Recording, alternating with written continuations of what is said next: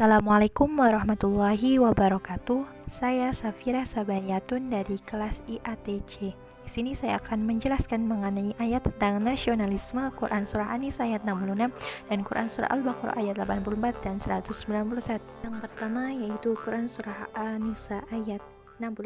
A'udzubillahi minasyaitonirrajim. Bismillahirrahmanirrahim.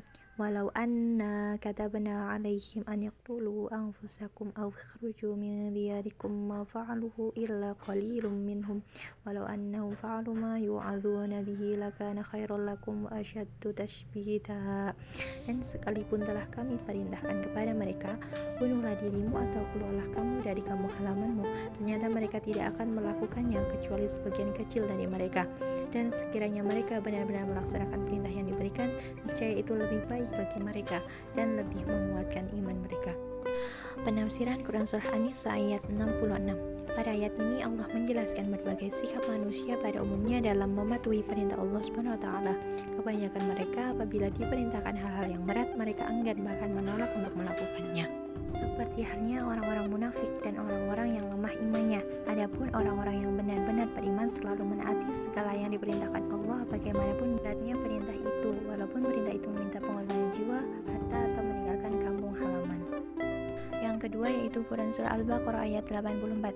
Bismillahirrahmanirrahim. Wa idza akhadna mitsaqakum la tasfikuna dima'akum wa la tukhrijuna anfusakum min diyarikum thumma aqrartum wa antum tashhadun. Dan ingatlah ketika kami mengambil janji kamu, janganlah kamu menumpahkan darahmu, membunuh orang, dan mengusir dirimu atau saudara sebangsamu dari kampung halamanmu, kemudian kamu berikrar dan bersaksi. Penafsiran Quran Surah Al-Baqarah ayat 84. Melalui ayat ini Allah Subhanahu wa taala membantah orang-orang Yahudi yang ada di zaman Rasulullah Shallallahu alaihi wasallam di Madinah dan mengecam tindakan mereka yang ikut berperang melibatkan diri dalam perang antara Aus dan Khazraj.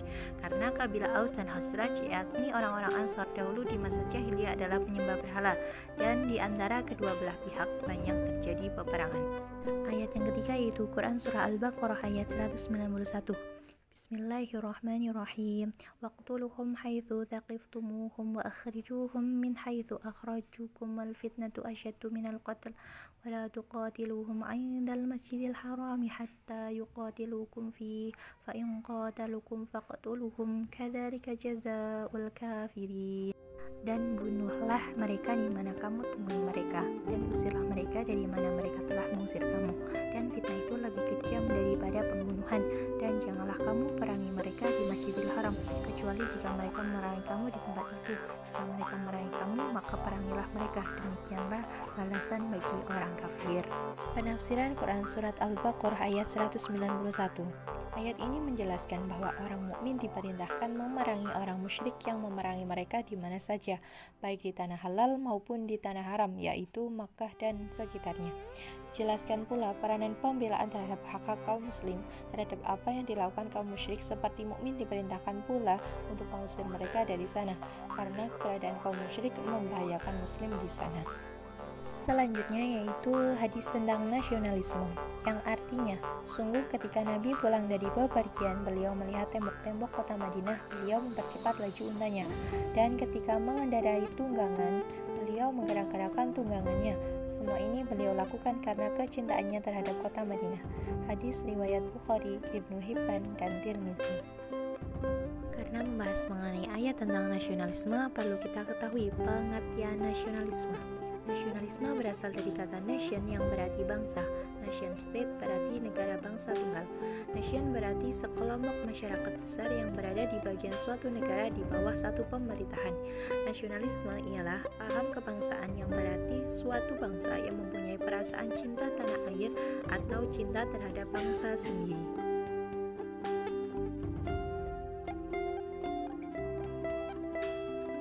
Perlu diketahui juga mengenai nasionalisme dalam Islam.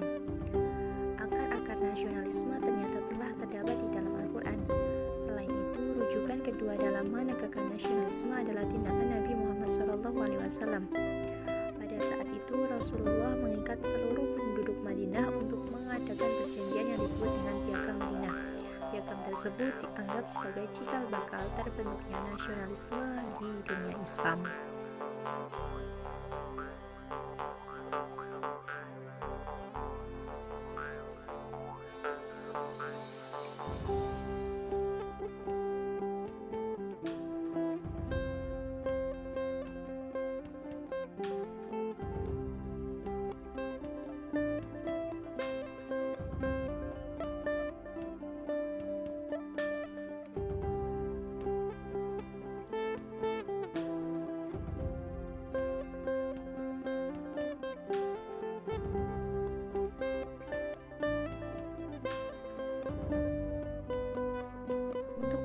mewujudkan nasionalisme yang sesungguhnya, maka perlu adanya implementasi ayat nasionalisme dalam kehidupan berbangsa dan bernegara.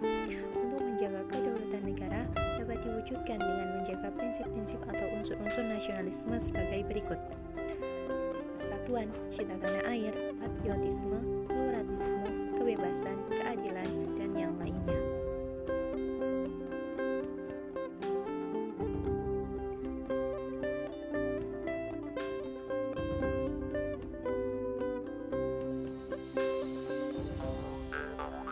Dalam Islam juga terdapat istilah yang sangat terkenal, yaitu hubbul watan minal iman, bahwa cinta tanah air merupakan bagian dari iman seseorang.